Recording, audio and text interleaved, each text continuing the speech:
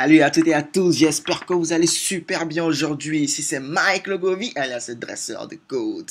Découvrons la programmation orientée objet en Python. Qu'est-ce que la programmation orientée objet? Hein? Alors la programmation orientée objet, c'est juste un paradigme de programmation informatique, c'est-à-dire une manière de penser, une philosophie de pensée, de programmer, qui a ses propres spécifications, mais qui également a su s'imposer actuellement de nos jours. Vous allez voir dans plusieurs langages de programmation, vous allez rencontrer la programmation orientée objet, que ce soit en Java, que ce soit en C++, que ce soit en PHP. Dans plusieurs langages de programmation, en C#, dans plusieurs langages de programmation, vous allez retrouver la notion de programmation orientée objet. Donc, il est très important ici de comprendre au moins le minimum, la base, pour pouvoir s'en sortir après. D'ailleurs, on en aura besoin pour la suite avec Django. Maintenant, avec la programmation orientée objet, vous allez pouvoir regrouper vos données et vos traitements. Et maintenant, avec la programmation orientée objet, vous allez pouvoir regrouper vos données ainsi que les différents traitements qui leur sont associés. On verra tout à l'heure comment est-ce qu'on peut faire cela. Et également, la programmation orientée objet repose fondamentalement sur deux notions clés, à savoir la notion de classe et la notion d'objet. Mais c'est quoi une classe et c'est quoi un objet en fait? On va le voir tout à l'heure, ne vous inquiétez pas. Imaginons qu'on souhaite créer par exemple un stylo. Donc, qu'est-ce qu'on peut se dire? On peut se dire qu'un stylo, on va créer par exemple sa maquette. Donc, en créant la maquette, c'est-à-dire un prototype, on va se dire qu'un stylo, ça a probablement un bouchon, ça a probablement un tube, ça a probablement une certaine quantité d'encre et ça a une certaine forme. Donc, de manière globale, on sait à peu près à quoi ressemble un stylo. Mais vu que nous, on veut créer des stylos, donc on va créer une maquette et on sait qu'à partir de cette maquette-là, on va pouvoir créer autant de stylos que l'on souhaite. Et on va pouvoir personnaliser nos stylos en disant que ok, ce stylo-là a une couleur bleue, ce stylo a une couleur rouge, verte, orange, tout ce que vous voulez. Mais au début, on doit avoir, disons, un prototype, une maquette pour notre stylo. Et en programmation orientée objet, vous allez avoir une notion vraiment très similaire. Mais au lieu de parler de maquette en programmation orientée objet, on parle de classe. Donc en programmation orientée objet, vous allez avoir votre classe qui est votre maquette, qui est par exemple ici notre stylo que nous on veut créer. Et à partir de cette maquette-là, on va pouvoir créer autant de stylos que l'on souhaite. Que ce soit un stylo rouge, bleu, vert, tout ce que vous voulez. On va pouvoir créer autant de stylos que l'on souhaite. Et en programmation orientée objet, ces stylos-là, c'est ce que l'on appelle des objets. On parle également d'instances. D'accord? Très bien. Donc, en grosso modo, ce qu'il y a à retenir, c'est que en programmation orientée objet, la maquette, c'est la classe. Et en programmation orientée objet, la concrétisation de la maquette, c'est-à-dire la réalisation même du sujet, c'est ce qu'on appelle notre objet. En l'occurrence, notre stylo, de manière globale, c'est notre maquette. Et notre stylo, par exemple, vert, ou bien notre stylo rouge, ou bien notre stylo bleu, ça, c'est notre objet. J'espère que vous avez compris ce concept. On va imaginer qu'on a une classe qui permet de créer des sites d'enseignement en ligne. On peut se dire, par exemple, qu'à partir de cette classe-là, des sites en ligne comme Open Classroom ont été créés ou encore Udemy ont été créés. Les deux, ce sont des sites d'enseignement en ligne. Vous êtes d'accord avec moi? Donc, on va dire que notre classe, à partir de notre classe qui est notre maquette, et nous, on a dit que cette maquette-là, c'est pour créer des sites d'enseignement en ligne. On a pu créer, par exemple, Open Classroom, qui est un site d'enseignement en ligne, et Udemy, qui est un site d'enseignement en ligne. En grosso modo, Open Classroom et Udemy seront, par exemple, ici, nos objets. Maintenant, Open Classroom et Udemy sont deux objets vraiment différents, deux sites complètement différents. Chacun d'entre eux a sa propre identité. On peut définir l'identité comme par exemple l'URL pour accéder à ces différents sites. Par exemple, pour Open Classroom, c'est www.openclassroom.com. Pour Udemy, c'est par exemple www.udemy.com. Et ceci est unique et propre à chacun d'entre eux. Également, chacun de ces sites web là a ses propriétés. Par exemple, on peut dire que Open Classroom, la couleur phare, c'est le rouge. Udemy, la couleur phare, c'est disons le... Bon, là, je ne sais pas trop c'est quelle couleur, on va dire le bleu foncé façon. Excusez-moi. Et On peut par exemple dire que sur Udemy, les cours se font en anglais et sur Open Classroom, les cours se font en français. Donc ça, c'est des propriétés, c'est juste des exemples. Et on va dire également que chacun d'entre eux a ses propres fonctionnalités. Par exemple, sur Open Classroom, il y a le système de mentorat, il y a les cours qui sont gratuits, mais pour avoir les certifications, il faut payer. Par contre, sur Udemy, tous les cours ne sont pas gratuits, certains sont gratuits, d'autres sont payants. Les cours sont essentiellement en anglais. Et il y a des gens qui peuvent uploader leurs formations qui seront payantes. Également, les certifications sont disponibles de manière payante. Donc, il y a plein de fonctionnalités, d'autres, mais ça, c'est juste des exemples que j'ai cités. Donc, en gros, un objet sera défini de cette manière-là. Un objet aura son identité, ses propriétés et ses fonctionnalités. D'accord? Très bien. Voyons maintenant comment créer une classe, comment créer un objet. Pour une classe, par exemple, il suffit juste de mettre comme ceci, classe, site web, deux points, et de rajouter ici, par exemple, passe. Voyons voir, par exemple, dans le code, je peux mettre ici, par exemple, classe. Et on a dit que c'est site web. Donc, je mets ici tout simplement site web, je mets deux points. Et ici, il faut mettre passe. Pourquoi est-ce qu'on en met par exemple ici pass? Le pass là, il n'a pas un rôle vraiment spécifique. Mais on le met juste pour dire que, ok, pour l'instant, je ne sais pas ce que je vais mettre dans ma classe, mais j'aimerais quand même la définir. Donc, c'est comme ça on dit à Python que pour l'instant, je ne sais pas ce que je vais mettre dans ma classe, mais je l'ai défini. Je reviendrai plus tard pour compléter son contenu. Donc, c'est comme ça que vous faites pour créer, par exemple, votre classe. Donc là, je peux faire, par exemple, Shift Entrée. Vous voyez qu'il n'y a pas d'erreur. Mais si je n'avais pas mis, par exemple, passe et que j'ai fait Shift Entrée, vous voyez ici, il y a une erreur. Donc, il faut que je mette ici mon passe et je n'aurai plus d'erreur. Vous avez vu? Magnifique. Donc là, j'ai fait l'indentation et plus de problème. Maintenant, pour créer, par exemple, mon objet, comment je fais? Donc, c'est comme ça on fait. Je mets, par exemple, Open Classroom égale, je mets le nom de ma classe et puis je mets les parenthèses. Udemy égale, je mets le nom de ma classe, je mets les parenthèses. On va voir. Donc, c'est comme ça on fait pour créer des objets. Donc, par exemple, Open Classroom égale quoi? Site web. Comme ceci. Je fais comme ça. Vous voyez, j'ai réussi à créer mon objet. Je peux mettre, par exemple, encore Udemy égale site web. J'ai encore créé mon deuxième objet. Très simplement. Donc, vous avez vu que c'est très facile de créer, par exemple, une classe en Python, de créer des objets également en Python. Ok, cool. Maintenant, on va voir une notion très fondamentale, le constructeur. Le constructeur, c'est une notion vraiment très importante en programmation orientée objet. C'est juste une fonction qui est automatiquement appelée lorsque l'objet il sera créé. D'accord? Et comment est-ce qu'on fait pour créer, par exemple, un constructeur? Eh bien, c'est très simple. Dans notre classe, on va mettre juste def pour dire définition. Donc, on va mettre juste def. Donc, on met def, c'est pour une fonction, n'est-ce pas? Vous vous rappelez. Donc, on va définir une fonction.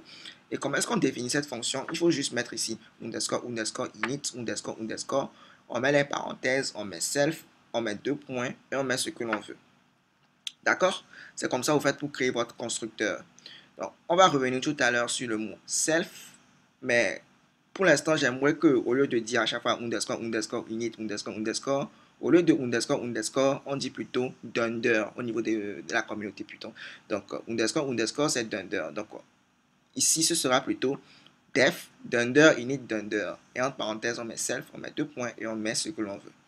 On va tenter de voir ceci par la pratique. Je peux donc venir ici, enlever le pass et dire que maintenant, je définis mon constructeur, dunder, init, dunder. On a dit qu'on va mettre ici le self entre parenthèses. Et je peux mettre par exemple ici print. Qu'est-ce qu'on a dit qu'on a mis? Print. Je suis un site web. Donc, je suis un site web.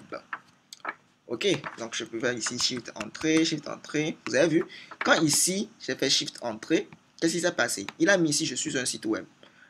Pourquoi? Revenu un peu à la définition, on a dit que le constructeur, c'est une fonction qui est automatiquement appelée quand un objet est créé. Donc, lorsque notre objet ici a été créé, automatiquement, cette fonction-là a été appelée.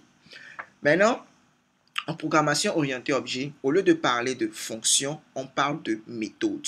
D'accord? Donc, au lieu de parler de fonction en programmation orientée objet, on va parler de méthode. En grosso modo, c'est une méthode qui est appelée lorsque notre objet a été créé. ou encore a été instancié. Si je viens ici également au niveau de Udemy, je fais Shift Entrée, vous avez vu, lui également, il a dit je suis un site web. Parce que clairement, c'est un site web. Super. Maintenant, on va parler de l'identité. Vous vous rappelez, lorsqu'on a vu l'objet, on a dit qu'un objet est défini par... On a dit qu'un objet est caractérisé par son identité, ses propriétés et ses fonctionnalités. Donc, l'identité d'un objet en Python, c'est son adresse mémoire. Donc, sa localisation dans la mémoire RAM, puisque c'est unique. Donc, ça permet de localiser notre objet de manière vraiment unique. Et comment est-ce qu'on fait pour, par exemple, trouver l'identité de notre objet? Il y a une fonction built-in en Python. Vous vous rappelez des fonctions built-in? Je l'espère. Donc, il y a une fonction built-in en Python qui s'appelle ID. Et on met ici les parenthèses, on met notre objet. Voyons voir cela. Donc, si je vais par exemple ici, je fais ID et je mets par exemple Udemy, vous allez voir, on va avoir une adresse mémoire. Donc, ça, c'est l'identité de notre objet. Et ceci sera clairement unique. Si par exemple, je viens ici, je mets ID, je mets Open Classroom, vous allez voir, on ne va jamais tomber sur la même chose. Vous avez vu que ici, l'identité de Open Classroom est différente de l'identité de Udemy. Donc, ce sera pareil pour tous les objets qu'on aura à créer. Super.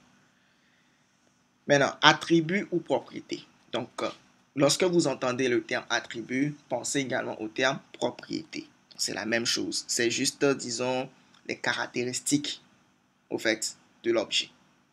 Donc, par exemple, quand on va prendre le cas du stylo, dire que le stylo est rouge, c'est par exemple une caractéristique. Maintenant, ce sont principalement les caractéristiques de nos objets, comme je viens de le dire. Donc, il existe également ce que l'on appelle des attributs de classe et des attributs d'instance. Donc, en gros, un attribut d'instance, c'est un attribut qui est propre à notre objet lui-même. En gros, lorsque vous allez avoir un objet, l'objet peut avoir lui-même ses propres attributs. Mais il y a ce que l'on appelle également des attributs de classe. Ces attributs-là sont communs à tous les objets que l'on aura à créer. Voyons voir par exemple comment est-ce qu'on fait pour créer par exemple un attribut de classe et un attribut d'instance. Si on veut créer par exemple un attribut de classe, il suffit juste de mettre par exemple ici notre variable website underscore catégorie et on donne la valeur par exemple online course. Donc en créant comme ceci et en mettant cette variable là ici dans notre classe directement, c'est ce qu'on appelle un attribut de classe. On va voir par exemple si je viens ici et je viens là, je dis website catégorie, je mets par exemple online course et je valide. Là, j'ai réussi à créer mon attribut de classe. Donc ça, c'est attribut de classe. Donc je peux mettre ça ici, attribut de classe. Et qu'est-ce qu'un attribut de classe? Un attribut de classe, c'est un attribut, je le rappelle encore, qui est commun à tous les objets de notre classe. Maintenant, pour accéder par exemple à cet attribut de classe, ce sera vraiment très simple. On peut venir par exemple ici, et vu que ici je peux faire comme ça, je fais Shift Entrée. Et si je viens ici maintenant, dans cette cellule, je peux dire que Open Classroom, j'aimerais connaître la valeur de l'attribut de la classe website. Donc j'aimerais connaître en fait website catégorie. Donc à travers nos objets, on peut connaître en fait l'attribut de notre classe website catégorie. Vous avez vu online course. Je peux faire pareil avec également Udemy qui est un objet. Vous avez vu online course. Mais ce qui est cool également avec les attributs de classe, c'est que je peux y accéder à travers mes objets, mais je peux y accéder également à travers ma classe site web. Donc je viens par exemple ici, je fais comme ceci, ma classe site web, et je peux venir ici et faire website catégorie. Et puis je fais Shift Entrée, vous avez vu online course. Donc ça, c'est attribut de classe. Très bien. Maintenant, pour pouvoir vous expliquer la notion d'attribut d'instance, je vais devoir vous expliquer cette notion-là de self. Déjà, vous voyez que j'ai changé un peu le constructeur. Ce n'est plus comme le constructeur d'avant. On avait juste ici le self, comme vous pouvez le voir ici. Maintenant, j'ai mis ici également le name et le primary color. Donc, je vais rapidement changer ça. Je vais mettre par exemple ici name. Je vais mettre par exemple ici primary color. Très bien. Maintenant, le self là ici, il fait référence à l'objet en question. Le self comme ceci là, ce self qui est ici, il fait référence à l'objet lui-même en question.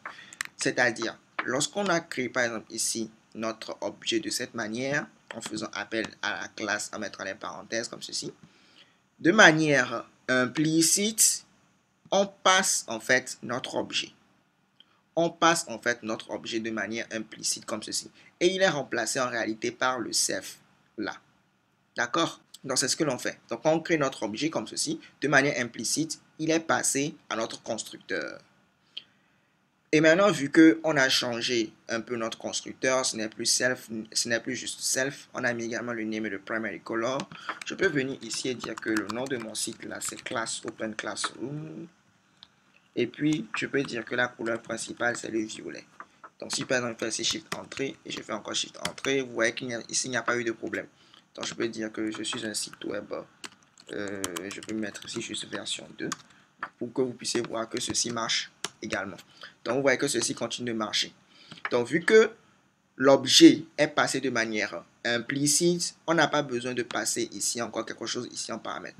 On met juste le nom et puis la couleur préférée ici. Donc, la première couleur, en fait. Donc, primary color violet et puis le nom, c'est Open Classroom. Ce qui est intéressant dans l'histoire, c'est que pour créer un attribut d'instance, il suffit juste de faire appel à ce self-là, de mettre ici, par exemple, ici self, qui fait en fait référence à notre objet. Point, par exemple, name, et puis on met égal à name. Donc ça, c'est bon. C'est comme ça on fait pour créer, par exemple, un attribut d'instance. Donc self.name égale à name, self.primaryColor égale à primaryColor. Donc si je viens, par exemple, ici, j'essaie de faire la même chose. Self.name égale à name, et puis self.primaryColor égale à primaryColor. Donc, je fais encore Shift valider, Shift valider. Donc là, j'ai réussi à créer ici un attribut, d'accord? Un attribut d'instance. Voilà. Également ici, on a un attribut d'instance. Donc, si je viens par exemple au niveau de Udemy, je vais dire que le nom du site c'est Udemy. Et je vais dire que la couleur préférée c'est par exemple le rouge. Ça, c'est un exemple. Là. Disons le rouge. Voilà. Et si je fais maintenant Shift Entrée, là, j'ai également, je suis un site web version 2. Automatiquement, notre constructeur a été appelé. Et je peux descendre ici tout en bas. Et pour accéder à mes attributs d'instance, je peux par exemple dire que je veux accéder à Open Classroom. Je vais accéder à son attribut d'instance qui n'est autre que name. Grâce à ça, je vais connaître le nom de Open Classroom. Donc, je fais Shift Entrée. Vous voyez ici, j'ai Open Classroom. Mais si je viens, je fais par exemple Udemy, je fais .name, puisque c'est un attribut d'instance, ce sera propre à Udemy. Donc ici, il va nous donner Udemy. Vous avez vu? Magnifique. Donc je peux venir également, je fais Open Classroom comme ceci, et au lieu de name, je vais faire plutôt Primary Color. Primary Color. Inutile de vous dire que si je, au lieu de Open Classroom, je mets ici plutôt Udemy, je n'aurai pas du violet, mais j'aurai du rouge. Voilà, magnifique. Donc, c'est comme ça que vous faites pour créer en fait vos attributs de classe et vos attributs d'instance. Super. On va parler maintenant des méthodes.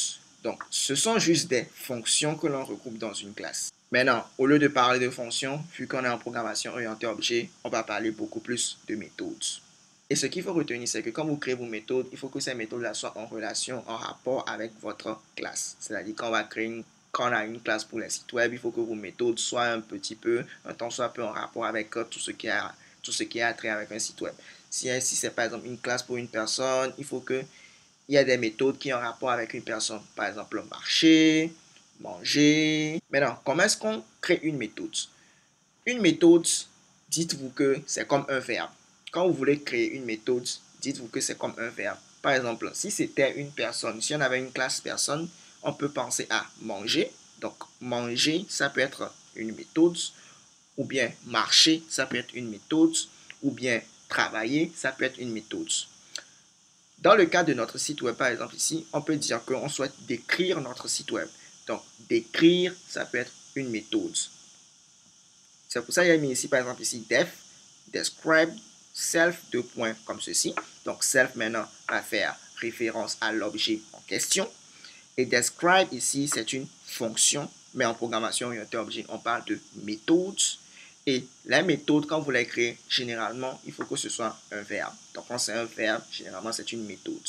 Mais quand vous voyez que vous voulez mettre plutôt une caractéristique, généralement, c'est un attribut. Par exemple, la couleur, c'est une caractéristique, ou bien la taille, c'est une caractéristique, ou bien dans notre cas, le nom d'un site web, c'est une caractéristique. D'accord? Très bien. Ce que l'on va faire, on va tenter d'écrire cette méthode et on va l'expliquer. Donc, tout ce que je fais, c'est que je définis une méthode et puis je mets print. Ce site web s'appelle self.name et sa principale couleur est self.primaryColor. Donc, je vais l'écrire, on va l'expliquer. Donc, je remonte tout en haut ici. Et ici, je mets par exemple def describe. Attention à ne pas mettre encore les under. Donc, je mets juste ici self. Point.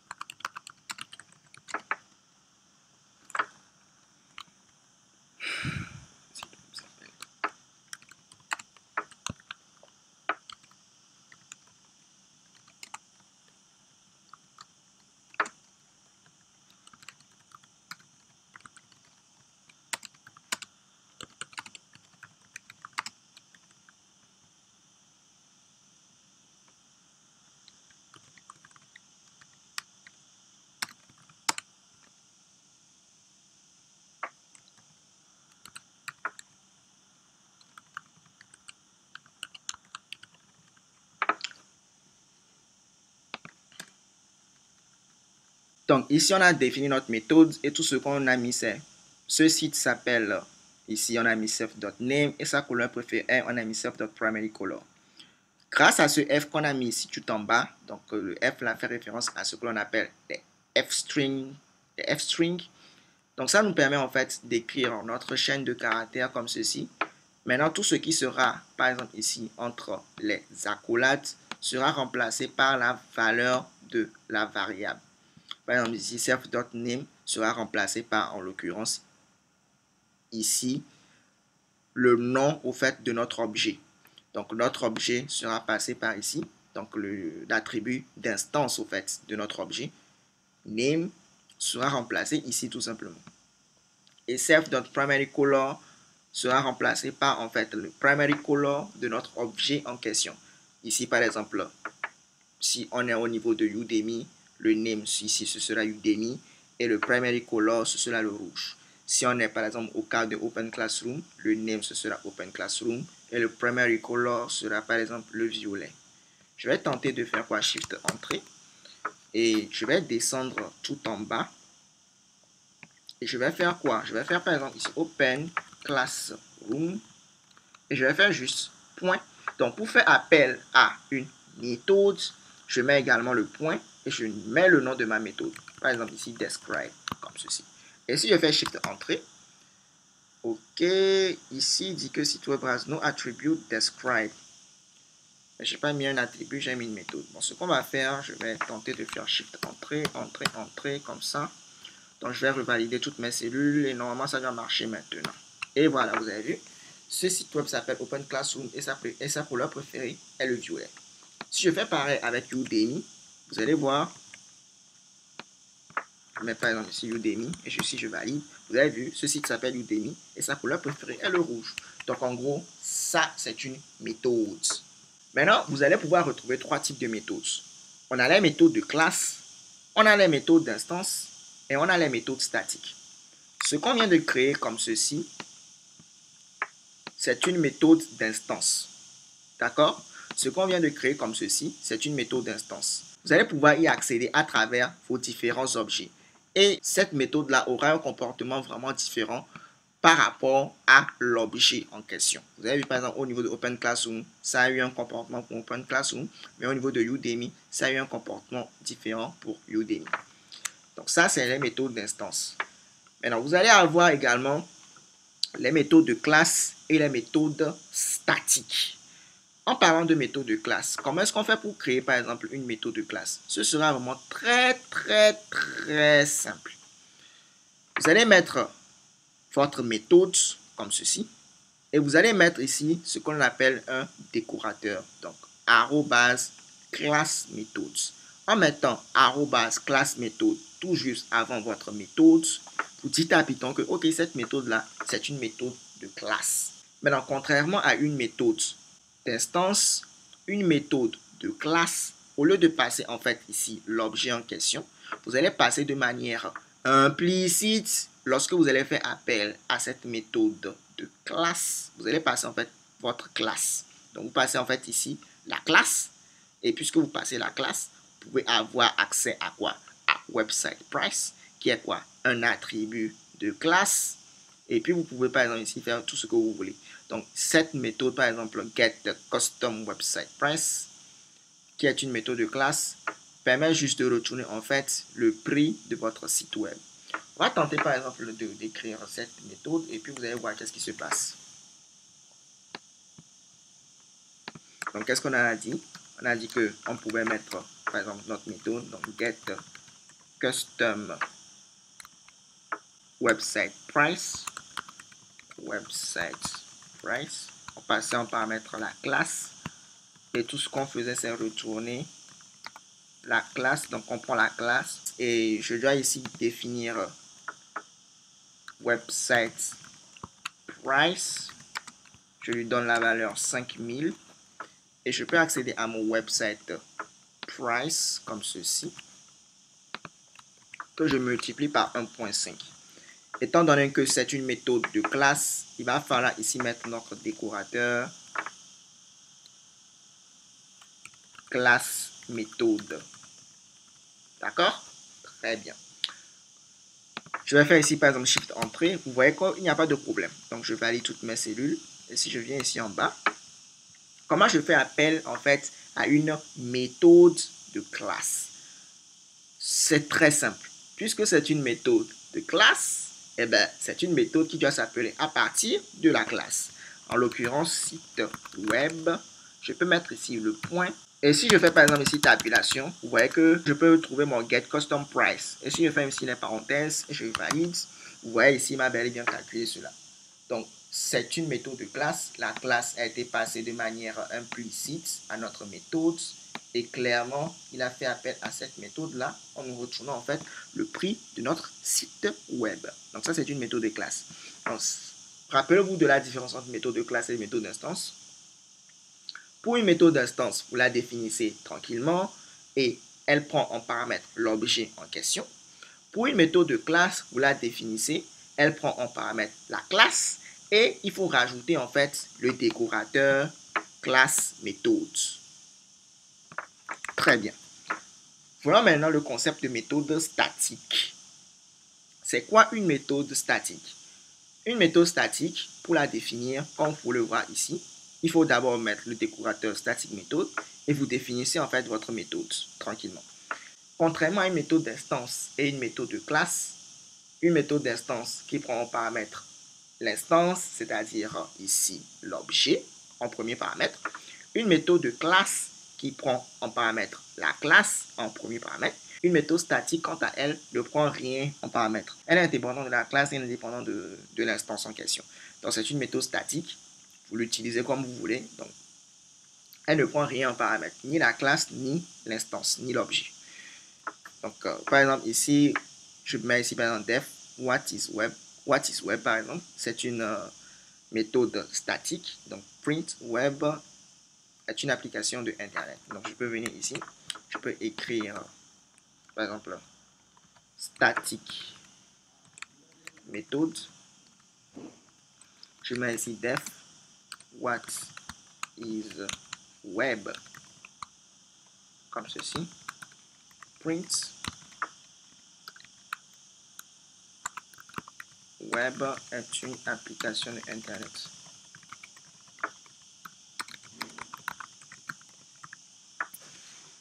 Voilà. Donc maintenant si je fais Shift Entrée, vous voyez que ici je n'ai pas de problème. Pour faire appel à une méthode statique, ce sera ici très simple. Je peux venir et dire site web Et je peux faire également appel à what is web. Vous allez voir, ceci va marcher. Pas de problème. Je peux également utiliser mes objets.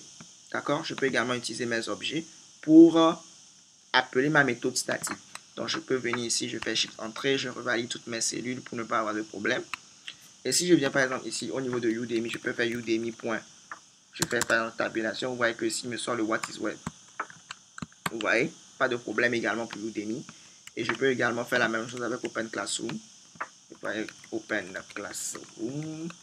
Vous voyez, pas de problème. Ok, ici c'est 2S. Voilà, pas de problème. Donc, une méthode statique peut être appelée par la classe, peut être appelée par l'instance. D'accord? Très bien. Mais bon, une méthode d'instance ne peut pas être appelée par la classe. Vous vous en doutez bien. Une méthode d'instance ne peut pas être appelée par la classe. Par exemple, je peux venir ici et si je fais par exemple site, regardez, hein, si je fais par exemple site web, qui est une classe, je ne peux pas faire point, par exemple describe, ça ne va pas marcher. Parce que quoi? Describe ici, c'est quoi? Describe, c'est une méthode d'instance. Je n'ai pas mis de classe méthode, je n'ai pas mis de statique, c'est une méthode d'instance. Et si je dis que je veux l'appeler sur ma classe, ça ne va pas marcher, jamais. Vous avez vu?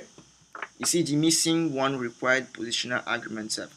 Donc, vu que c'est une classe, il n'a pas pu passer en fait l'objet en question. Donc, c'est ça le problème ici. Donc, une méthode d'instance ne peut pas être appelée par la classe. Mais une méthode de classe peut être appelée par une instance. Ça, c'est ce qu'il faut savoir. Une méthode de classe peut être appelée par une instance. En l'occurrence, ici, je peux venir et dire que Udemy, je fais tabulation, get custom price. Ceci va marcher. Vous avez vu? Ça marche. Donc, une méthode de classe peut être appelée par un objet, mais une méthode d'instance ne peut pas être appelée par la classe. Et une méthode statique peut être appelée par la classe comme par l'objet. Donc ça, c'est un peu la différence.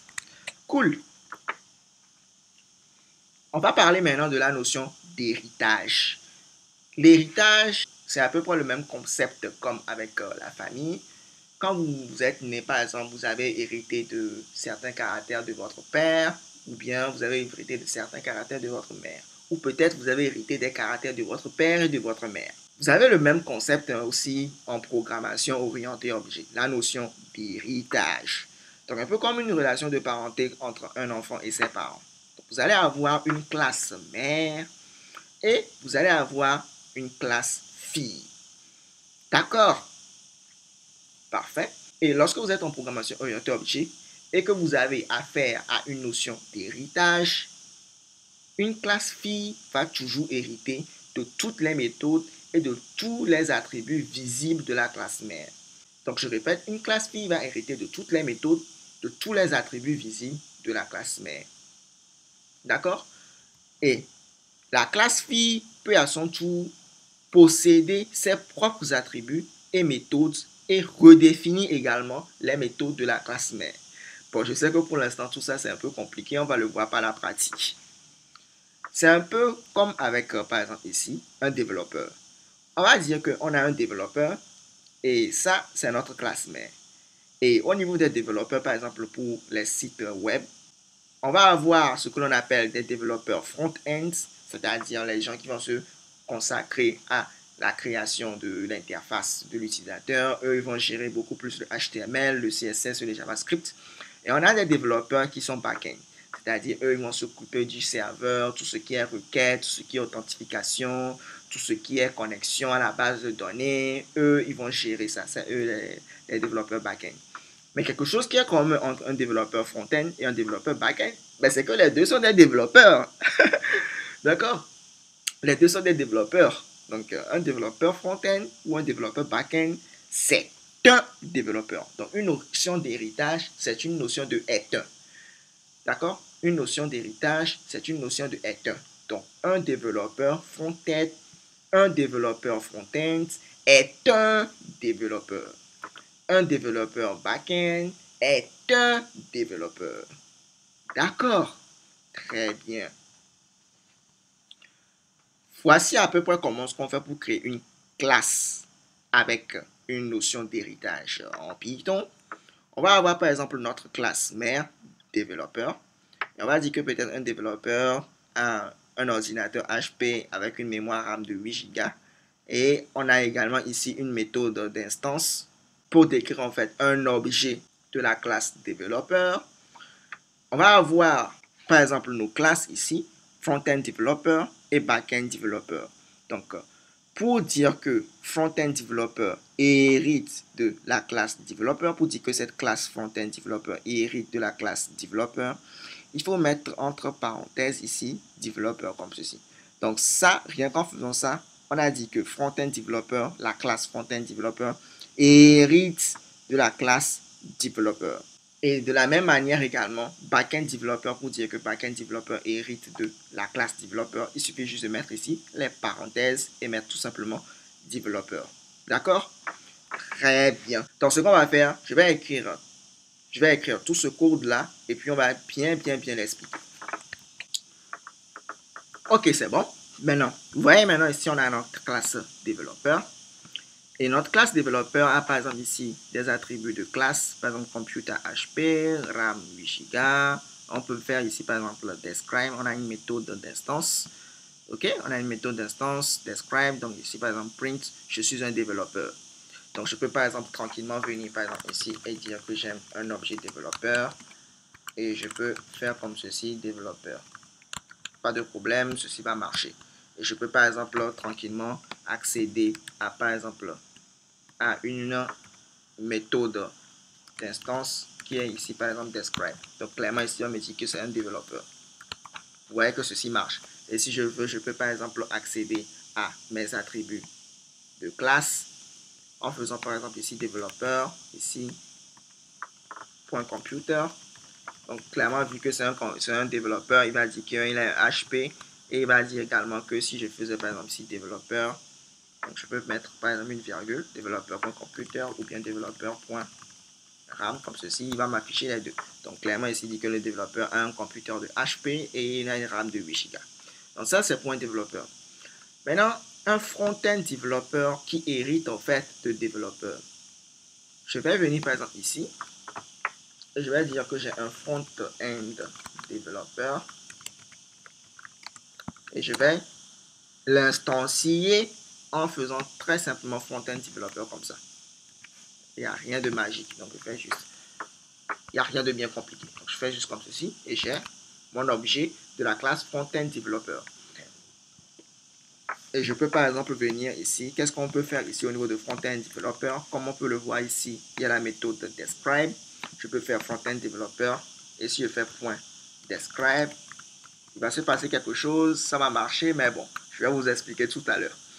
Ok, il dit qu'il a un front-end développeur qui a un HP et il y a 8 Go de RAM. Alors, qu'est-ce qui s'est passé en fait ici? Ici, on n'a pas dit que notre front-end développeur, il a un ordinateur qui a un HP ou bien qu'il a une mémoire RAM de 8 Go. On n'a rien dit de tout cela. Mais comment se fait-il que notre front-end développeur peut avoir en fait un HP et 8 Go de mémoire RAM? Eh bien, c'est très simple. C'est parce que en fait ici, regardez, hein, on a créé notre classe front-end developer. Il a hérité en fait de développeur. Et qu'est-ce que j'avais dit? J'ai dit que une classe fille peut hériter de toutes les méthodes et de tous les attributs visibles de la classe mère. Donc, si je viens là, ok, donc on a dit qu'une classe fille peut hériter, donc ici on a front-end developer, c'est une classe fille, ok. Classe fille de quelle classe? La classe développeur. Donc peut hériter de tous les attributs et de toutes les méthodes visibles de la classe mère. Bon, ok, d'accord. Tous les attributs, on va voir est-ce que ça prend tous les attributs. Donc par exemple ici je peux venir faire par exemple front-end developer. Et si je fais par exemple ici point computer, qu'est-ce qui va se passer? Je valide. Ah! On peut avoir accès à computer parce qu'il y a eu la notion d'héritage. Et si je fais par exemple encore ici front-end developer.computer, je mets ici RAM. Est-ce que ceci marche? Ah! Il a hérité en fait de HP et de 8 GB parce que ils viennent au fait de la classe developer. Maintenant, pourquoi quand je fais ici front-end developer.describe, je n'ai pas juste ici, je suis un développeur, mais j'ai tout ce truc long là. Je suis un développeur front-end. Ça, c'est très bizarre, n'est-ce pas? Eh bien, je vais vous expliquer ce qui se passe. Lorsque vous avez la notion d'héritage, vous avez ce qu'on appelle la redéfinition des méthodes. C'est-à-dire, lorsque la classe mère a une méthode et que la classe fille a la même méthode, mais avec un comportement différent, la méthode qui va prendre le dessus, c'est celle de la classe fille. Par exemple, vous voyez qu'au niveau de la classe mère, on a la méthode def describe self qui dit je suis un développeur. Mais dans la méthode def describe self de la classe front-end developer, on a carrément un autre fonctionnement. Mais ici, cette méthode-là va prendre plutôt la place de cette méthode-là. Il y a ce que l'on appelle la redéfinition des méthodes. Donc, c'est comme si, en fait, la classe front-end developer redéfinit, en fait, le comportement de la méthode describe que la classe mère avait. Donc, disons que, pour donner un exemple assez concret, peut-être que vous avez votre papa ou bien votre maman qui aime beaucoup la pizza, mais vous préférez aimer les hamburgers. C'est quelque chose de cette manière-là. D'accord? Donc, c'est un peu ça. Donc, c'est comme si ici, il y a la classe parent, ici, avec la méthode. Ça, c'est ce qu'on appelle la redéfinition de méthode. OK? Très bien. Maintenant, vous avez vu ici également. Ici également, j'ai mis ici un mot très important. J'ai mis ici super.computer et super.ram. Le super, en fait, qu'est-ce que ça permet de faire? Le super permet de faire appel, en fait, à la classe parent. Donc, quand je mets ici super comme ceci, c'est comme si je mettais en fait développeur, la classe parent. Donc, si au lieu de mettre super, ici, j'avais mis également développeur, vous allez voir que ceci va également fonctionner. Donc, si je mets ici développeur, ceci allait également fonctionner. D'accord? Donc, vous allez voir que, vous voyez ici, j'ai encore le même comportement. Vous voyez, j'ai encore le même comportement. Donc, pas de problème. Donc ici, le super, au fait, il remplace juste la classe parent. Donc, quand vous mettez super de points, vous faites appel à la classe parent de votre classe enfant ici. C'est tout simple. Maintenant, si on vient par exemple au niveau de backend développeur, je peux par exemple venir ici, je descends en bas. Je peux créer une instance de backend développeur. Et je mets par exemple ici backend développeur. Je mets les parenthèses. Donc, j'ai créé une instance de backend developer. Qu'est-ce que l'on peut bien faire avec backend developer? Déjà, vous voyez ici, regardez un peu la classe développeur et la classe backend developer. Tout à l'heure, je vous ai dit que lorsque vous avez une classe fille, la classe fille, on a dit qu'elle peut hériter de toutes les méthodes et de tous les attributs visibles de la classe mère. Maintenant, on a dit également que la classe fille peut à son tour posséder ses propres attributs et méthodes et peut également redéfinir les méthodes et attributs de la classe mère. Regardez, hein. Ici, elle peut redéfinir les méthodes et les attributs de la classe mère. On a notre classe backend developer.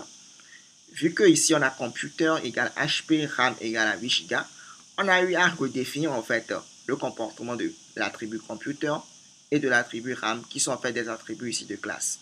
Par exemple ici computer ça vaut Mac, RAM ça vaut 16 gigabits, alors que dans la classe mère, computer était HP et RAM était 8 Go.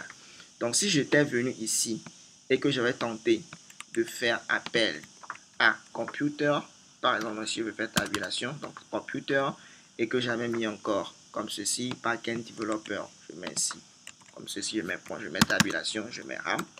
Vous allez voir que si j'ai Mac et 16 gigabits, parce que il a redéfini en fait les attributs de la classe mère, et c'est ceci qui sera beaucoup plus utilisé.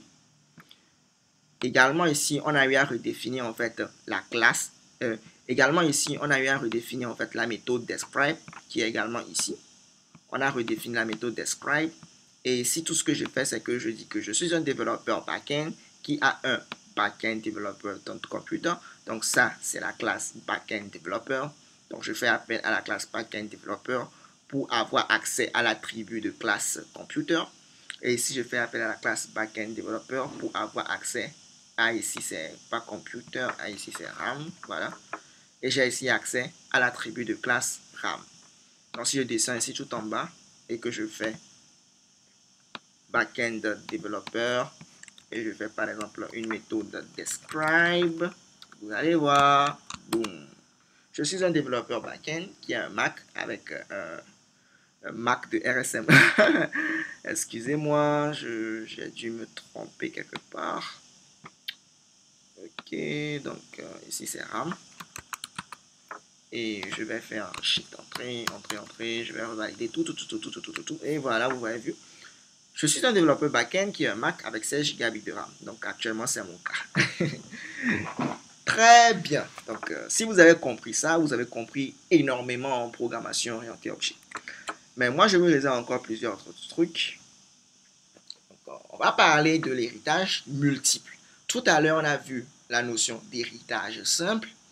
Mais en Python, vous avez la notion d'héritage multiple. Cette notion d'héritage multiple revient également dans des langages comme le C++. Maintenant, en Python, qu'est-ce que cela veut dire, héritage multiple? Imaginons que vous êtes un développeur front-end, mais en même temps, vous êtes également un développeur back-end. Eh bien, en programmation, on dit que vous êtes un développeur full stack.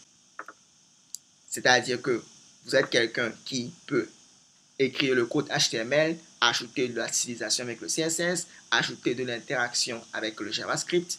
Ça, vous êtes un front-end développeur, mais en plus, vous êtes un back-end développeur. Vous pouvez utiliser du PHP pour ajouter du dynamisme, ou bien vous pouvez utiliser du Python, vous pouvez utiliser du Java, vous pouvez utiliser du Ruby, tout ce que vous voulez. Donc, vous êtes full stack. Donc, en gros, c'est un peu ça. Donc, un full stack développeur hérite en fait de la classe front-end développeur et de la classe back-end développeur. Magnifique. Maintenant, comment est-ce que l'on fait en pratique? Donc, ici, on a par exemple ici notre classe développeur toujours. On a notre classe front-end développeur. On a notre classe back-end développeur. Et tout ce que j'ai fait, c'est rajouter ici quelques trucs. Ici, j'ai rajouté une nouvelle propriété ou bien attribut de classe. Pour le front-end développeur, j'ai dit preferred language, c'est HTML. Et pour le back-end développeur, j'ai dit preferred language, j'ai dit Python. Et je vais ici venir tranquillement. Ici, on a dit front-end développeur, donc preferred language. Et ici, on a dit que c'était le HTML. Et si je viens ici, je copie ceci et je descends tout en bas. Pour le back-end développeur, on a dit que c'est Python, le preferred language. Donc, on va mettre ici Python. Voilà. Magnifique. Et on a créé également une nouvelle classe. On a créé une classe Full Stack Developer qui hérite en fait de front-end developer et de back-end developer. Vous avez vu? Donc je peux venir ici. Si je descends tout en bas, je vais dire classe full. Donc, comment je vais écrire le full stack? Donc full stack developer qui va hériter en fait de front-end developer et de back-end developer. D'accord? Donc je viens comme ceci et je vais juste recopier cette méthode. Et voilà, c'est bon, je fais Shift Entrée, pas de problème. Donc ce que je vais faire, je vais remonter tout en haut et je vais tenter de faire Shift Entrée partout, valider toutes mes cellules. Voilà, ok, c'est parfait. Donc là, j'ai ma classe Full Stack Developer, vous voyez que tout s'est bien passé à la perfection. Je peux venir ici créer par exemple une instance pour Full Stack Developer. Et je dis que c'est un Full Stack Developer, donc je vais juste copier ceci. Voilà, comme ceci. Et je valide. Vous voyez qu'ici, il n'y a pas de problème. Et qu'est-ce qui va se passer? Je peux venir, par exemple, dire que mon full stack developer, j'aimerais appliquer la méthode describe. Maintenant, moi, j'aimerais vous poser une question. À votre avis, que va-t-il se passer? Est-ce qu'il va dire, je suis un full stack developer, je maîtrise. Ici, on a mis quoi? Super.preferred language. Ici, c'est pas le point comme ça, c'est ça. Donc, super.preferred language. Donc, je vous rappelle que Au niveau de front-end developer, on a preferred language qui est le HTML. Et au niveau de back-end developer, donc au niveau de front-end developer, on a preferred language qui est HTML. Et au niveau de back-end developer, on a preferred language qui est Python. Et je vous ai dit que quand on fait appel à super, au niveau de l'héritage, on fait appel en fait à la classe parente. Vu que ici on a deux classes parentes, on a papa et on a maman. Bon, ça c'est juste pour blaguer, hein. Donc ici, disons que papa c'est front-end développeur et on a maman qui est back-end développeur. À votre avis, le super, c'est papa ou c'est maman? Ok, donc qu'est-ce qui va se passer selon vous? Croisons les doigts. Boum! Ok, qu'est-ce qui se passe? Has not attributes preferred. Donc, qu'est-ce que je fais là? Ok, c'est bon. Ici, il nous dit que je suis un full stack développeur. Je maîtrise HTML. Ah, donc, c'est papa qui a gagné. C'est-à-dire que la première classe qu'on va passer ici en paramètre pour héritage, c'est elle qui sera la classe super. Maintenant, si nous, on voulait que ce soit plutôt maman, c'est-à-dire backend développeur, donc au lieu de super, il fallait préciser comme ceci, que nous, on veut que ce soit ici, backend développeur comme ça. Donc en faisant ça, on est sûr qu'il va nous dire que c'est Python. Vous voyez ici, il nous a dit que c'est Python. Donc de la même manière, maintenant j'ai une autre question pour vous. Imaginons que maintenant, je souhaite accéder à un attribut. Et si je viens ici, je tente de voir computer. D'accord, computer. À votre avis, que va-t-il se passer? Je vous rappelle que j'ai computer au niveau de back-end développeur, mais je n'ai pas computer au niveau de front-end développeur. Donc, si je viens tout en bas et je fais full stack developer pour computer, qu'est-ce qui va se passer? Clairement, ici, il va me dire que c'est un Mac parce qu'il a hérité de cette propriété au niveau de qui? Au niveau du back-end développeur qui a un Mac. Maintenant, une autre question. Si au lieu de computer, j'aurais mis par exemple ici preferred language. Preferred language. Ok, c'est preferred language. Si je remonte tout en haut, vous voyez que si j'ai front-end developer qui est le HTML, preferred language, et au niveau de back-end developer, le preferred language c'est Python. Donc si je descends tout en bas, qu'est-ce qui va se passer? Dites-moi, dites-moi. Croisons les doigts et boum. Ici, il a dit que c'est le HTML. Donc, autant que ce sera possible, il va privilégier la première classe qui sera passée. Ok? Autant de fois que ce sera possible, il va privilégier la première classe qui se sera passée. Mais lorsqu'il va voir que, par exemple, un attribut ou bien une méthode ne se trouve pas dans la première classe dont il a hérité, il va préférer aller chercher ça dans la deuxième classe. Ok? Donc, c'est comme ça que l'héritage en multiple en Python fonctionne. À chaque fois qu'il va trouver que la première classe contient les attributs nécessaires, les méthodes nécessaires, il va préférer prendre les attributs, les méthodes de la première classe. Mais si ce n'est pas le cas et que les attributs là se trouvent dans la deuxième classe ou les méthodes là se trouvent dans la deuxième classe, il va préférer prendre en fait les attributs et les méthodes de la deuxième classe. En l'occurrence, c'est ce qui s'est passé ici avec computer. Magnifique. On va voir maintenant une toute dernière notion. Donc, je vous promets que c'est la dernière notion qu'on va voir ici au niveau de la programmation orientée objet pour être capable de créer des jolis sites web avec Django. On va parler de l'encapsulation. En clair, c'est quoi l'encapsulation? L'encapsulation vise à cacher le maximum d'informations à l'utilisateur. Donc, je répète encore, vous allez cacher le maximum d'informations à l'utilisateur. Et pour cela, il existe différents niveaux de visibilité de méthodes et attributs d'une classe. Donc, maintenant, on va venir sur le terme de visibilité. Donc, vous vous rappelez, on avait parlé de visibilité d'attributs lorsqu'on était en train de parler de l'héritage. On a dit qu'une classe peut hériter de toutes les méthodes et de tous les attributs visibles de la classe mère. Donc, ça veut dire que si on parle de classe et on parle d'attributs et de méthodes visibles, ça veut dire qu'il y a également des attributs, des méthodes invisibles. D'accord? Très bien. Donc, une méthode et un attribut peuvent être publics, protected ou private. Donc, public, c'est le niveau de visibilité le plus haut. Protected, c'est le niveau de visibilité moyen. Et private, c'est le niveau de visibilité le plus restreint. C'est lui qui est beaucoup plus restrictif. Donc, quelle est la différence entre public, protected et private? Lorsque vous avez par exemple ici vos propriétés comme ceci, website catégorie, website price, ou bien name, comme ceci, ces attributs-là sont publics, d'office, sont publics. C'est-à-dire que vous pouvez y accéder de partout, partout, partout dans votre programme, partout. Tant que vous avez votre notion de classe, de objet, vous pouvez y accéder. Donc, vous avez vu que tout à l'heure, on a accédé à nos classes, on a accédé à nos objets, on a accédé à nos attributs, nos méthodes. Tout allait bien, tout marchait à la perfection. Mais, si par exemple, vous avez un attribut qui est en fait private, vous ne pouvez pas y accéder ailleurs, autre que dans la classe elle-même. Et maintenant, pour le protective, vous pouvez y accéder uniquement au niveau des classes filles.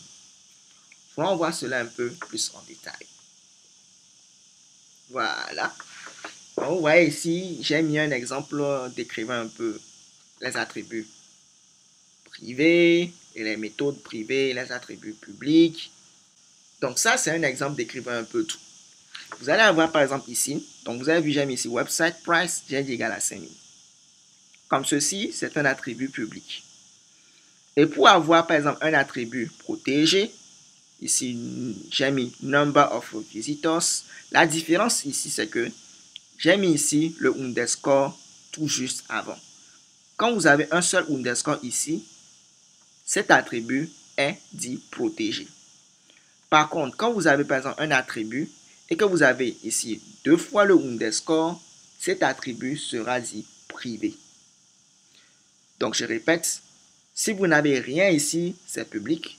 Si vous avez un underscore, c'est protégé. Et si vous avez 2 underscores, c'est privé. Donc, ici, c'est un attribut privé. Ici également, c'est un attribut privé. Donc, vous allez avoir vos méthodes, vous allez avoir vos méthodes, vous allez avoir vos méthodes, vous allez avoir vos méthodes. Maintenant, par exemple, ici, c'est une méthode qui est comment? Qui est dite publique. Cette méthode également est dite publique. Par contre, ici, cette méthode-là est dite protégée parce que vous avez un underscore tout juste avant.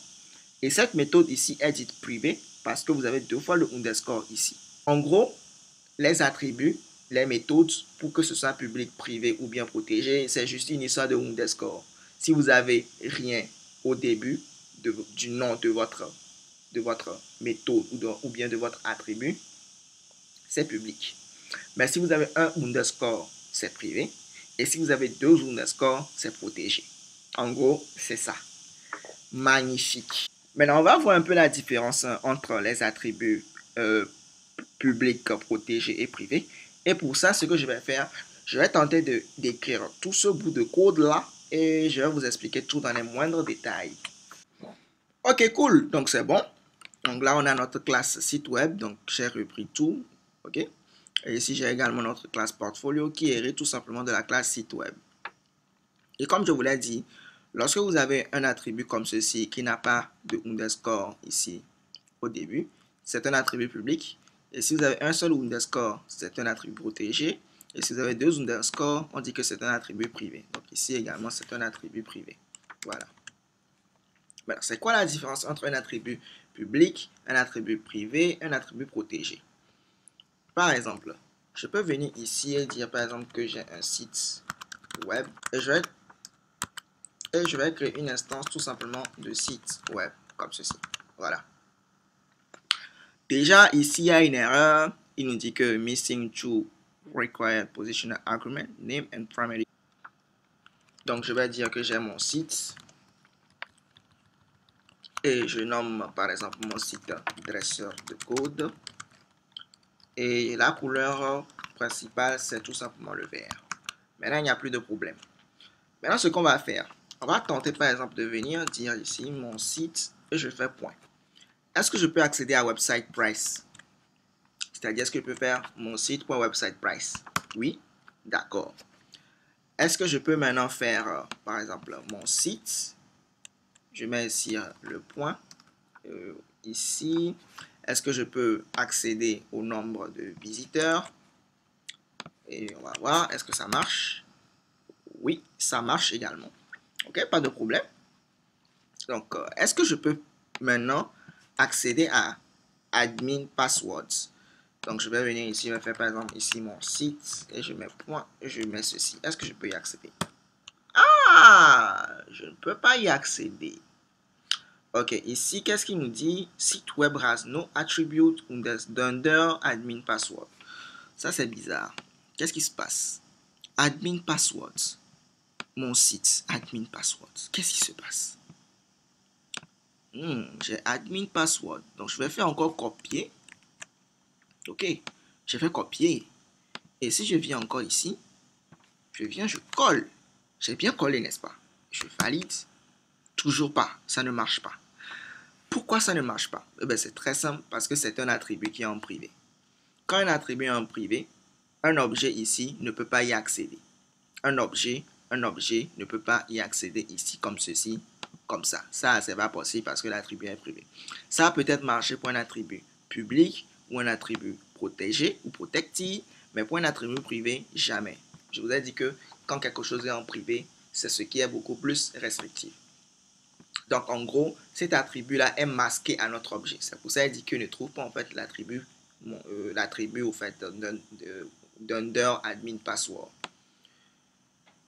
Et si je viens par exemple, je fais encore webfada, vous allez voir que je vais tomber sur le même résultat parce que webfada également, c'est quoi? C'est un attribut qui est tout simplement privé. Donc, je vais enlever ceci, j'enlève et si je colle, vous voyez ici j'ai encore le même problème, il dit qu'il ne trouve pas webfada. Très bien. Vous allez avoir également, par exemple, au niveau de nos méthodes, si je viens, par exemple, je tente d'accéder à get admin password, et si je viens ici tout en bas, je viens et je dis, par exemple, mon site, et je fais point comme ceci, comme ça. Vous avez vu que ici, ça marche. Admin password, c'est dresseur de code. Vous avez vu ici, j'ai admin password, c'est dresseur de code. Donc, qu'est-ce qui se passe? Nous, on a tenté avant d'accéder à admin password en faisant par exemple mon site comme ceci, point dunder admin password, et il disait qu'il ne trouvait pas. Mais lorsque j'ai fait appel à une méthode publique, parce que rappelez-vous, cette méthode get admin password est publique, quand j'ai fait appel à cette méthode-là qui est publique comme ceci, j'ai pu obtenir dresseur de code qui est en fait admin password. Donc, quand on remonte tout en haut ici, j'ai admin password. Donc, comment est-ce que j'ai réussi à obtenir admin password? Eh bien, tout simplement parce que j'ai fait def get admin password, j'ai cette méthode-là. Et cette méthode-là me retourne en fait admin password. Self admin password. Rappelez-vous, je vous ai dit que le self faisait référence à l'objet courant. Maintenant, pourquoi est-ce que ici, c'est toujours notre objet courant? C'est toujours notre objet courant. Mais ici, ça n'a pas marché. Pourquoi est-ce que lorsque je fais ici, mon site admin password, dunder admin password, ça n'a pas marché ici? Mais ici, je vous dis que c'est notre objet courant, mais ça a marché ici. Tout simplement parce que quand un attribut est privé, il va fonctionner uniquement lorsqu'on se trouve dans la classe. Actuellement, on est dans notre classe. Donc, actuellement, dans la classe, cet attribut est visible et on peut l'utiliser. Mais en dehors de la classe, c'est-à-dire lorsqu'on est par exemple ici, on est en dehors de la classe, cet attribut sera tout simplement masqué. C'est comme ça cela marche. D'accord? Donc l'attribut, il est privé et vous ne pouvez l'utiliser qu'à l'intérieur de votre classe. Très bien. Donc, par exemple, ici également, on a notre attribut qui est privé. Mais parce que cette méthode-là est publique, je peux venir ici l'appeler. Donc, je peux venir ici également et dire que mon site, je mets par exemple le point, je fais comme ceci et je fais describe. Vous voyez que ceci marche. Donc, ici, grâce à tant. Alors, là, il y a eu quelques petits soucis. Je vais remonter tout en haut. Alors, le souci ici, c'est que je dois faire appel à ma méthode. Donc, qu'est-ce qu'on a fait ici? Donc, ce que je vais faire, je vais revalider. Voilà. Et voilà. Maintenant, tout marche à la perfection. Donc, qu'est-ce qui s'est passé ici? On a fait appel à mon site .describe. On va monter tout en haut. qu'est-ce qui se passe? Au niveau de describe, on dit que grâce à self.dunder.get.websiteFather, nous avons pu créer par exemple ici self.name. Tout d'abord, on va aller beaucoup plus de petit à petit. Déjà, self fait référence à quoi? À mon site. Et mon site, rappelez-vous, on lui avait donné comme nom dresseur de code. C'est ici que le constructeur a été appelé, donc le name, clairement c'est dresseur de code. Donc ici, nous avons pu créer le site dresseur de code. Normalement ici au moins on doit avoir dresseur de code. Donc je crois que c'est ce qu'on a eu. Donc nous avons pu créer le site dresseur de code.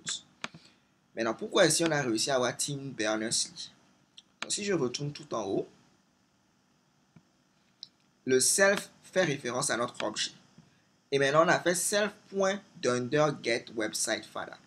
Donc, quand on met le dunder comme ceci, et quand on met le dunder comme ceci, ça veut dire que c'est quelque chose qui est privé. Donc, ici, on a notre méthode qui est privée. Là, j'ai mis ici méthode privée. Donc, on a fait appel à notre méthode privée. Pourquoi est-ce qu'on a réussi à faire appel à une méthode privée? Ben, c'est simple, parce qu'on est actuellement au niveau d'une classe. On est actuellement au niveau de notre classe. Donc, dans notre classe, on peut faire appel à notre méthode privée qui prend en paramètre le self, qui est notre objet courant. Il a pris en paramètre notre objet courant. Et une fois qu'il a pris en paramètre notre objet courant, il peut faire appel à également WebFather, Dunder WebFather, qui même si c'est un attribut qui est privé, parce qu'on est à l'intérieur de notre classe, il va pouvoir trouver en fait Tim Berners-Lee. Raison pour laquelle on a réussi à obtenir ici Tim Berners-Lee. Et même si on est passé à travers d'abord une méthode publique et ensuite une méthode privée et ensuite une propriété privée, on a réussi à trouver le self, on a réussi à trouver le Dunder WebFather. Donc c'est comme ça que vous faites pour trouver en fait vos attributs privés lorsque vous voulez y accéder. Donc vous devez d'abord passer par quelque chose qui est public. Quelque chose qui est public qui vous donne accès à votre attribut ou bien à votre méthode privée. D'accord? Très bien. Donc ça, c'est un peu la différence entre les attributs et les méthodes privées et publiques. Maintenant, parlons des attributs et méthodes protégées, protected. Déjà, on a vu que on pouvait accéder à un attribut protégé à travers notre objet. Par exemple, je pouvais venir ici, number of visitors. Si je descends tout en bas et je fais appel à mon site, même si c'est protégé, je peux y accéder. Pareil, si je viens là et que je tente d'accéder à une méthode protégée, pas de problème, je peux y accéder. Donc, je peux dire également ici mon site. Et si je mets un point comme ceci, j'appelle cette méthode qui est protégée. Je pense que ça va marcher. Et voilà, ça marche. Maintenant, la différence, en fait, pour le protéger, l'attribut ou bien la méthode protégée, ça se fait réellement sentir lorsque l'on fait quoi? L'héritage, lorsque la notion d'héritage intervient. Ce que je vais faire, je vais créer une instance de ma classe portfolio qui hérite en fait de la classe site web que l'on a mis ici. Okay? Donc, je vais créer portfolio et je vais créer en fait une instance de portfolio. Et si je valide, ici il me dit que all websites need to use HTML. Donc, si on remonte tout en haut, lorsque je fais appel à mon constructeur, tout ce que je fais, c'est afficher ceci. Donc, self fait appel à l'objet courant. Dot all websites need HTML. Parce que vu que c'est protégé, la classe fille peut accéder à cette méthode-là. Pas de problème. Mais la classe fille ne peut pas accéder à la méthode, par exemple, get website father self. Par exemple, si ici, j'avais au lieu de mettre ceci, j'avais mis plutôt cette méthode privée, vous allez voir que ceci ne va pas fonctionner. Il va dire qu'il ne va pas le trouver ça. On va tenter de voir tout ceci. Donc, si je descends, vous voyez ici, il dit que quoi? Has no attribute portfolio getter website father. Il n'a pas réussi à trouver cette méthode-là. Vous avez vu? Il n'a pas réussi à la trouver. n'a pas réussi à trouver cette méthode Get Website Finder, quand bien même qu'il y a eu la notion d'héritage. Donc, il peut accéder aux méthodes publiques ou bien aux méthodes protected. Cette classe-là peut accéder aux méthodes publiques ou bien protected, mais ne peut pas accéder ni aux méthodes ni aux attributs, au fait ici privés. Donc, je vais vous prouver que ça peut accéder aux trucs publics. Donc, bon, ça c'est intuitif, donc, mais je vais le faire quand même. Si par exemple ici je mets comme ceci, et j'enlève ici le self, et que je valide tout, vous allez voir que ici également il n'y aura pas de problème. Est-ce que c'est bon? Voilà, vous avez vu ici dresseur de codes. Alors, ce sera tout pour cette longue vidéo sur la programmation orientée objet en Python. J'espère que ceci vous sera bénéfique. J'espère que vous avez appris, compris des choses. Si tel est le cas, j'aimerais que vous puissiez liker cette vidéo, de vous abonner, de la partager à un maximum de personnes pour que d'autres personnes puissent également en profiter, vos amis, vos camarades, vos collègues puissent aussi en profiter. Bon, je sais que cette vidéo là est très longue, mais moi je suis vraiment très content ici parce que j'ai expliqué tout dans les moindres détails. Donc honnêtement, à mon niveau, moi je suis vraiment très content. Donc on va s'arrêter là et je vous dis à la prochaine dans une nouvelle vidéo où on va maintenant apprendre Django pour vraiment créer notre portfolio, notre application web. D'ici là, portez-vous bien. Stay tuned and take care. Peace.